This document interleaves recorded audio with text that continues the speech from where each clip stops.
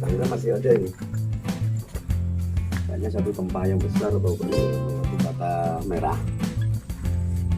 Ini juga keramik.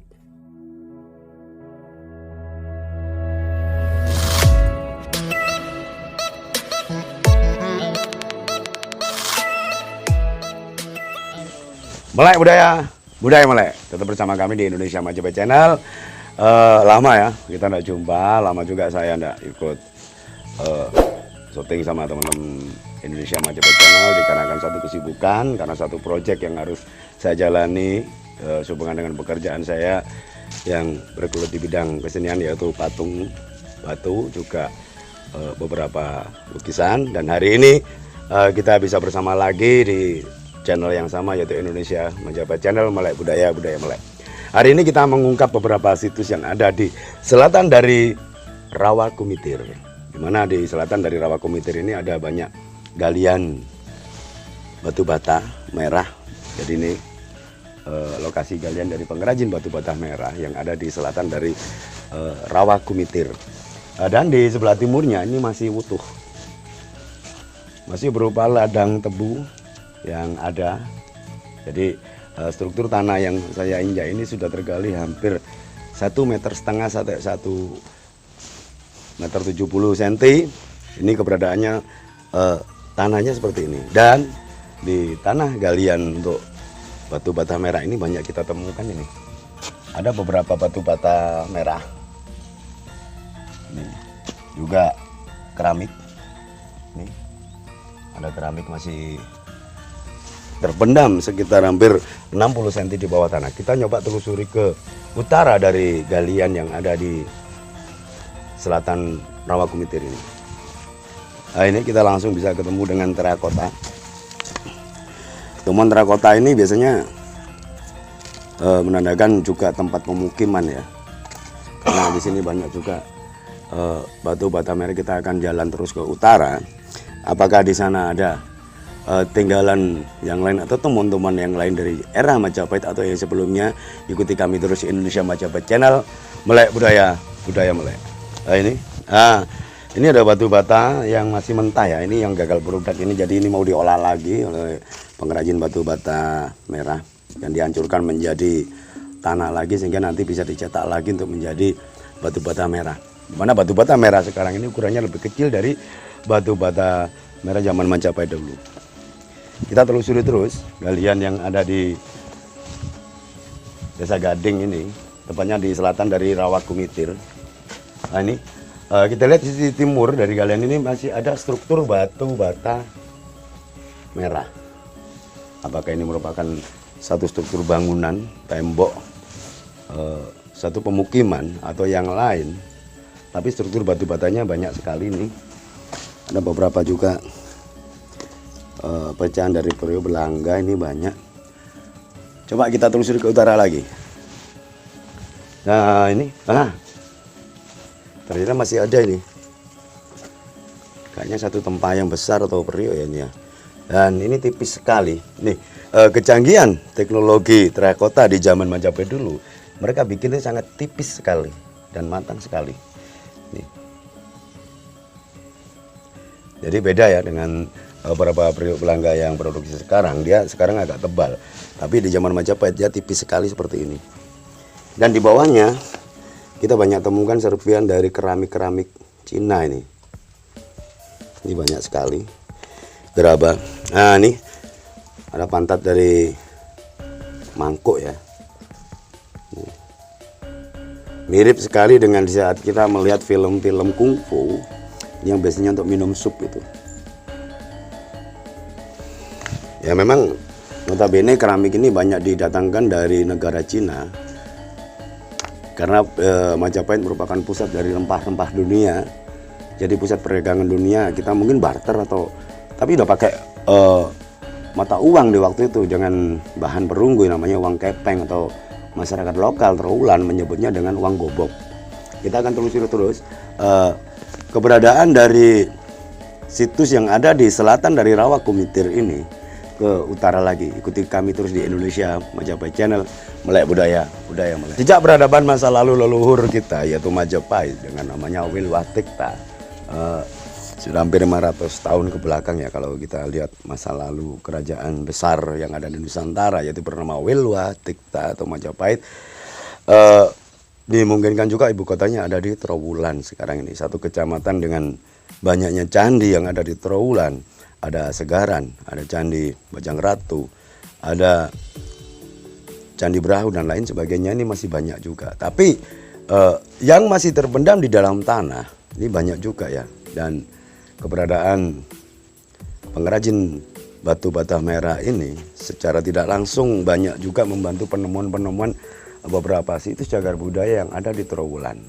Kita lihat serpiannya banyak ini. Jadi ini bekas dari galian untuk bikin batu bata merah. Dan anehnya juga struktur tanah yang ada ini, di atas ini lumpur, tapi masuk ke bawah sedikit dia agak pasir ini. Tanahnya agak pasir. Apakah memungkinkan ini adalah material dibawa oleh air bah besar atau banjir bandang di zaman dulu? Karena mengingat Trowulan rata-rata semua tenggelam 1-2 meter di bawah tanah yang sekarang. Ada apa dengan akhir dari kerajaan Majapahit yang begitu fenomenal di zamannya, satu kerajaan besar yaitu rajanya raja di waktu itu. Dan kenapa Majapahit mengalami satu kehancuran besar. Dan sampai saat ini kita lihat Trowulan yang dulunya merupakan ibu kota metropolitan di zamannya, sekarang berubah menjadi ladang seperti ini, ya kan, jadi tempat yang sepi. Yang dulunya di sini penuh dengan hiruk pikuk pemerintahan dan pusat perdagangan dunia. Kita telusuri terus keberadaan situs-situs yang ada di Trowulan ini. Tetap di Indonesia Majapahit Channel, Melek Budaya Melek. Jadi ini keberadaan pengrajin batu bata merah, keberadaan seperti ini. Dan itu ada ban-ban mobil bekas yang merupakan bahan bakar untuk membakar batu bata merah. Yang dulu mungkin orang dulu pakai kayu, pakai sekam, tapi di Trowulan beda ya material untuk pembakarannya, dia pakai ban-ban bekas. Jadi bahannya banyak dari karet. Kita telusuri terus keberadaan situs yang ada di selatan dari Waduk Kumitir atau Rawa Kumitir ini. Itu sebelah sana di galian ini ada batu bata melengkung yang merupakan struktur dari sumur biasanya ini. Yang sebelah sana itu sumur, dan ada satu struktur batu bata merah yang memancing dari utara ke selatan. Dia nyambung dengan ada yang di selatan sana. Seberapa besarkah bangunan ini? Jadi teka-teki ya, karena di atasnya masih ada ladang tebu yang biasanya setiap 1 tahun sekali dia dipanen, ditebang, dan habis itu ladang tebu ini dibajak. Di waktu membajak itulah banyak ditemukan beberapa serpihan batu bata kuno, juga keramik, dan beberapa bukti sejarah masa lalu kerajaan Majapahit. Kita telusuri terus selatannya dari Rawa Kumitir ini. Ini kita langsung ke lokasi galian yang dimana galiannya kelihatan gagal ini ya. Dibilang gagal karena materialnya banyak dari batu dan pasir, jadi tidak baik untuk bahan batu bata merah, sehingga ditinggalkan seperti ini. Sebelah timur ini banyak juga batu bata merah strukturnya.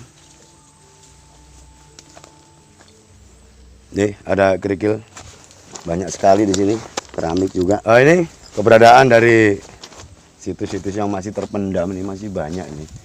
Apakah suatu saat situs ini akan tertolong dengan diekskavasi dan diamankan, juga dilestarikan ke depannya? Mengingat tebaran situs yang ada di Trowulan begitu dahsyat, begitu besar, karena memang ibu kota kerajaan Majapahit ada di Trowulan dan metropolitan di zamannya. Itulah kebesaran leluhur kita Majapahit yang semoga bisa menginspirasi bangsa ini. Majapahit besar dari perbedaan, Majapahit besar dari persamaan, dengan Bhinneka Tunggal Ika Tanhana Dharma. Jadi ini bukti besarnya satu kerajaan yang sekarang luluh lantak ya, hancur seperti ini karena mungkin ada bencana besar yang menimpa di Kota Raja. Apakah itu karena perang saudara atau perebutan kekuasaan karena bencana alam dan sebagainya? Jadi tanda tanya besar. Ini bukti lagi bahwa perdagangan zaman Majapahit sudah maju. Ini ada keramik-keramik Cina, dan ini satu pemandangan yang sangat biasa kita temukan di ladang-ladang penduduk di wilayah Kecamatan Trowulan juga Jatirejo. Padahal ini barang mewah di zamannya ya. Keramik-keramik ini produksi dari luar negeri. Ini didatangkan dari Cina kebanyakan. Ini suatu pemandangan yang sangat biasa di saat kita masuk ke ladang atau ke lokasi pengrajin batu bata merah. Kita akan bertemu dengan banyak serpian-serpian dari keramik-keramik Cina seperti ini. Bagus sekali sih bentuknya. Mungkin ini enggak sembarangan orang yang bisa memiliki benda-benda seperti ini di zamannya. Kita telusuri terus situs yang ada di selatan dari Rawa Kumitir ini. Kita akan berjalan ke utara melihat keberadaan Rawa Kumitir sekarang seperti apa. Yuk ikuti saya terus di Indonesia Majapahit Channel. Jadi ini ini lahan yang masih belum digali, keberadaannya menjadi ladang ya sebelumnya. Dan ini habis dipanen, mungkin habis tanam jagung ini ya. Mungkin seiring dengan musim penghujan ini akan ada musim tanam lagi. Kita lihat ke utara dari tempat galian orang bikin batu bata merah tadi, tidak jauh, sekitar 50 meter dari tempat di mana kita datangi tadi. Kita masuk ke lahan perkebunan tebu milik warga. Kita tidak jauh dari sini bisa melihat langsung dari keberadaan Rawa Kumitir. Nah ini ya,